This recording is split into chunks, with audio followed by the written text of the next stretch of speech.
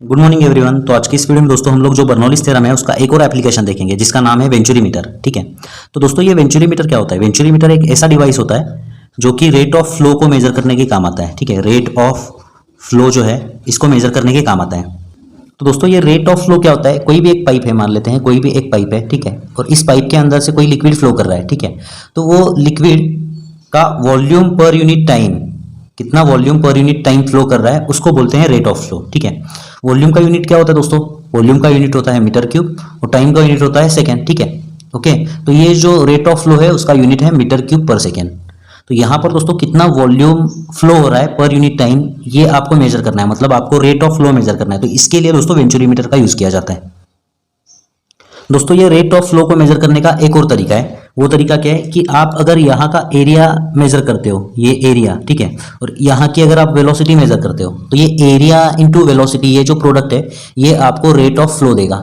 ठीक है, ओके, एक बार आप इसका यूनिट डाल करके क्रॉस चेक कर सकते हो इसका यूनिट मीटर क्यूब पर सेकेंड आ रहा है कि नहीं। ठीक है, तो एरिया का यूनिट क्या होता है? मीटर स्क्वायर, और यहाँ पर वेलोसिटी का यूनिट क्या होता है? Metre per second. तो ये metre square into metre per second क्या आ जाएगा दोस्तों? यहाँ पर ये मीटर क्यूब पर सेकेंड आ जाएगा ना। ठीक है, तो ये मीटर क्यूब पर सेकेंड मतलब एरिया इंटू वेलोसिटी आपको रेट ऑफ फ्लो देगा। ठीक है, तो दोस्तों ये जो पाइप है इसका एरिया तो आप मेजर कर सकते हो मेजरमेंट लेके, लेकिन जब लिक्विड फ्लो करेगा तो आप इसकी वेलोसिटी नहीं मेजर कर सकते। ठीक है, यहाँ पर कैसे करोगे? वेलोसिटी कैसे मेजर करोगे? तो यहाँ पर क्योंकि वेलोसिटी मेजर नहीं कर सकते इसीलिए दोस्तों यहाँ पर रेट ऑफ फ्लो को मेजर करने के लिए हम वेंचुरी मीटर का यूज करते हैं। तो दोस्तों ये वेंचुरी मीटर दिखता कैसे, देखिए। तो दोस्तों ये वेंचुरी मीटर एक ऐसा डिवाइस होता है, ठीक है, और इसको कहाँ पे लगाया जाता है? जिस पाइप के अंदर आपको रेट ऑफ फ्लो मेजर करना है ना, ठीक है, तो यहाँ से ये पाइप कट की जाएगी, यहाँ से ये पाइप कट की जाएगी, ठीक है, और इसके बीचों बीच इसको लगाया जाएगा। ठीक है, मतलब जिस लिक्विड का आपको रेट ऑफ फ्लो मेजर करना है वो लिक्विड इसके अंदर से फ्लो करेगा। ठीक है, तो यहाँ पे सबसे पहले तो ये देखिए, ये जो एक पाइप होती है इसका क्रॉस सेक्शनल एरिया छोटा छोटा होते हैं, यहाँ पर बहुत ही छोटा हो जाता है, और ये छोटा जो क्रॉस सेक्शनल एरिया इसको कंस्ट्रिक्शन बोलते हैं। ठीक है, ओके, फिर उसके बाद क्या होगा? क्रॉस सेक्शनल एरिया धीरे धीरे बड़ा हो जाएगा, फिर दोस्तों ये एक पाइप के अंदर चला जाएगा और ये पाइप यहाँ पर कनेक्ट हो जाएगी। ठीक है, अब दोस्तों यहाँ पर अगर ये जो पॉइंट है इसको आप 1 बोलो, ठीक है, और ये जो पॉइंट है इसको अगर आप यहाँ पर 2 बोलो, तो क्या होगा दोस्तों? जब यहाँ पर लिक्विड फ्लो करेगा तो यहाँ का क्रॉस सेक्शनल एरिया क्या है दोस्तों? यहाँ का क्रॉस सेक्शनल एरिया A1 जो है वो बड़ा है, और यहाँ का क्रॉस सेक्शनल एरिया क्या है? A2 जो है वो छोटा है। ठीक है, इसके वजह से अकॉर्डिंग टू बर्नौलीज थ्योरम यहाँ का जो प्रेशर होगा P1 वो क्या होगा? यहाँ का प्रेशर ज्यादा होगा, और यहाँ का जो प्रेशर है P2 वो क्या होगा? वो होगा कम। ठीक है, इसके वजह से दोस्तों यहाँ पर देखिए, यहाँ पर एक ट्यूब इंसर्ट की गई होती है, यहाँ पर एक ट्यूब लगाई होती है और यहाँ पर एक ट्यूब लगाई होती है। ठीक है, ताकि आप इस पॉइंट का और इस पॉइंट का प्रेशर मेजर कर सको। ठीक है, तो जब लिक्विड इसके अंदर फ्लो करेगा दोस्तों क्या होगा? प्रेशर की वजह से ये जो लिक्विड है यहाँ पे ऊपर चला जाएगा, और यहाँ का प्रेशर ज्यादा होने की वजह से ये जो ट्यूब है इसके अंदर इसकी लेवल ज्यादा होगी, और यहाँ का प्रेशर कम है, इसके वजह से ये जो पाइप है, ये जो ट्यूब है इसके अंदर लिक्विड कम ऊपर चढ़ेगा ऐसे। ठीक है, तो मान लेते हैं ये लेवल और ये जो लेवल है इन दोनों के बीच का जो डिफरेंस है वो मान लेते हैं h है। ठीक है, अब दोस्तों क्योंकि यहाँ का एरिया बड़ा है तो यहाँ का प्रेशर भी ज्यादा होगा, लेकिन यहाँ की वेलोसिटी क्या होगी?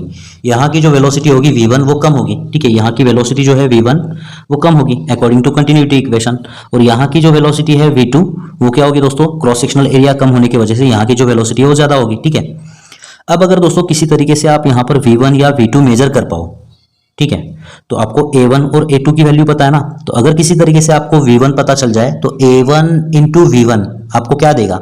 ये आपको रेट ऑफ फ्लो बताएगा। ठीक है, या किसी तरीके से अगर आप V2 को मेजर करते हो, A2 आपको पता है, तो A2 इंटू V2 क्या हो जाएगा दोस्तों? ये आपको रेट ऑफ फ्लो देगा। ठीक है, तो हमारा टास्क क्या है दोस्तों? V1 या V2 को पता करना है हमें, वेंचुरी मीटर का यूज करके V1 या V2 को हमें पता करना है।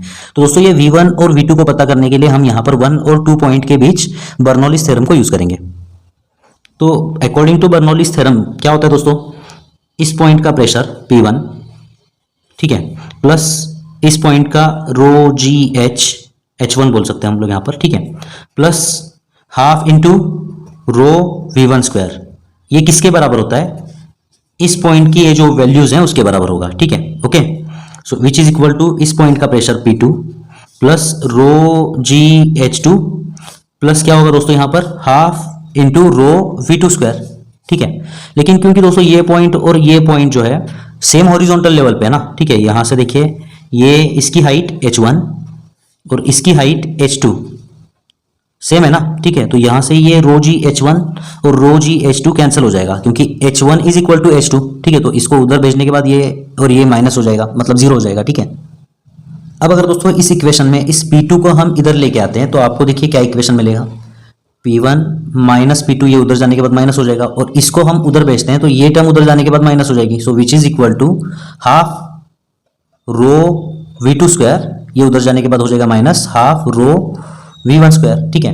अब यहाँ से दोस्तों हाफ इंटू रो अगर आप कॉमन लेते हो तो आपको क्या मिलेगा, देखिए हाफ इंटू रो, अंदर क्या बचेगा V2 square minus V1 square, ठीक है। और यहाँ पर ये साइड में क्या बचेगा P1 माइनस P2, मतलब इस पॉइंट का प्रेशर माइनस इस पॉइंट का प्रेशर P1 माइनस P2। तो दोस्तों इस पॉइंट का प्रेशर और इस पॉइंट का प्रेशर, इन दोनों के बीच का जो डिफरेंस होता है ना, वो आप यहाँ पर ध्यान में रखिए, P1 minus P2 is equal to rho into g into ये जो दोनों के बीच हाइट का डिफरेंस है ना, ये आपको यहाँ पर लिखना है, ठीक है। ये आया कैसे उसके बारे में हम यहाँ पर बात करते हैं, ठीक है। ये आया कैसे इतना मैटर नहीं करता है, लेकिन आपको समझना जरूरी है, ठीक है। ये P1 माइनस P2 रो जी H आया कैसे, तो मान लेते हैं इस पॉइंट का प्रेशर क्या है, यहाँ से हाइट मान लेते हैं लिक्विड कॉलम की x है, ठीक है, और यहाँ से लिक्विड कॉलम की जो हाइट है मान लेते हैं y है, ठीक है। तो इस पॉइंट का प्रेशर क्या होगा दोस्तों, रो जी एक्स होगा। इस पॉइंट का प्रेशर क्या होगा, रो जी एक्स, और इस पॉइंट का प्रेशर क्या होगा, रो जी वाई होगा। सो माइनस रो जी वाई। तो ये इक्वेशन सॉल्व करेंगे हम लोग, तो हमें क्या मिलेगा, रो जी, अंदर क्या बचेगा, ये रो जी कॉमन आ जाएगा, अंदर क्या बचेगा x माइनस वाई। तो दोस्तों ये x माइनस ये y क्या आता है, h आता है ना, ठीक है। तो यहाँ पे ये क्या हो जाएगा, रो जी h हो जाएगा, ठीक है, ओके। तो ये पॉइंट का प्रेशर माइनस ये पॉइंट का प्रेशर क्या मिलेगा आपको, रो जी एच मिलेगा। इसको अगर आप यहाँ पर पुट करते हो तो आपको क्या मिलेगा, देखिए यहाँ पर आपको मिलेगा rho G H is equal to half into rho V2 square minus V1 square, okay. ये ब्रैकेट के अंदर है तो यहाँ से रो कैंसिल हो जाएगा, और ये 2 इधर आने के बाद 2GH मिलेगा आपको, और अंदर क्या बचेगा V2 square minus V1 square. तो ये V2 और V1 के लिए एक इक्वेशन आपको यहाँ पर मिल चुका है दोस्तों, ठीक है। ये इंपॉर्टेंट इक्वेशन है, इसको आपको याद करना है। अब दोस्तों ये V2 और V1 के लिए एक और इक्वेशन आपको यहाँ पर फाइंड आउट करना है। उसके लिए आप क्या करोगे, कंटिन्यूटी इक्वेशन यूज करोगे। So according to continuity equation A1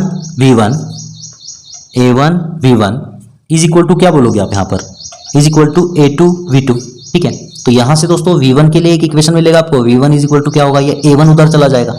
so this is A2 upon क्या हो जाएगा, A1 इंटू क्या होगा V2, ठीक है। तो यहाँ पर V1 और V2 के लिए एक दूसरा इक्वेशन आपको मिल चुका है। ये इक्वेशन और ये इक्वेशन का यूज करके दोस्तों आप V1 या V2 फाइंड आउट कर सकते हो, ठीक है।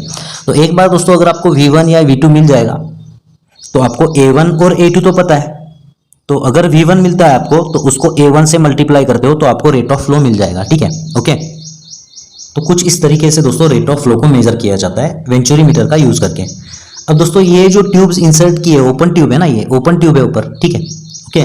तो ये जो लिक्विड फ्लो कर रहा है इसका प्रेशर अगर कम रहेगा तो यहाँ पर जो है ना ये ओपन ट्यूब यूज की जाती है। लेकिन अगर दोस्तों यहाँ पर जो लिक्विड फ्लो कर रहा है उसका प्रेशर बहुत ही ज्यादा है तो ये ट्यूब्स हम लोग नहीं यूज कर सकते, क्योंकि क्या होगा कि ये जो हाई प्रेशर का लिक्विड है यहाँ से बाहर जाएगा ना हाई प्रेशर की वजह से, ठीक है। तो अगर हाई प्रेशर लिक्विड का आपको फ्लो मेजर करना है तो हाई प्रेशर लिक्विड के लिए जो वेंचुरी मीटर में जो ये ट्यूब्स होती हैं वो ऐसे यहाँ पर बंद की गई होती हैं, ठीक है। और उसका डिजाइन दिखाता हूँ मैं आपको कैसे होता है। तो अगर हाई प्रेशर लिक्विड के लिए वेंचुरी मीटर बना रहे हो तो ऐसे बनानी होगी, ठीक है, नीचे से इसको क्लोज करना होगा, ठीक है, ओके।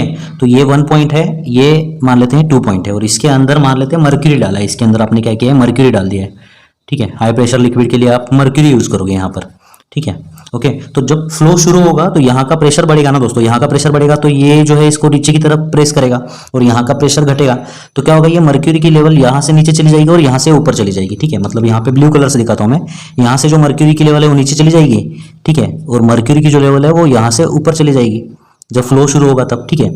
तो ये नीचे की लेवल मर्क्यूरी की और ये ऊपर की लेवल, ये H मेजर करना होगा आपको यहाँ पर रो जी एच के लिए, ये इसके लिए, ठीक है।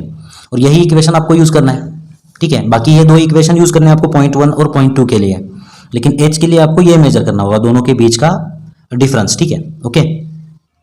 अब दोस्तों इसी कंसेप्ट के ऊपर ये टेक्स्ट बुक के अंदर एक क्वेश्चन है पेज नंबर 53 के ऊपर, देखिए पेज नंबर 53 के ऊपर एग्जाम्पल नंबर 2.13, ठीक है।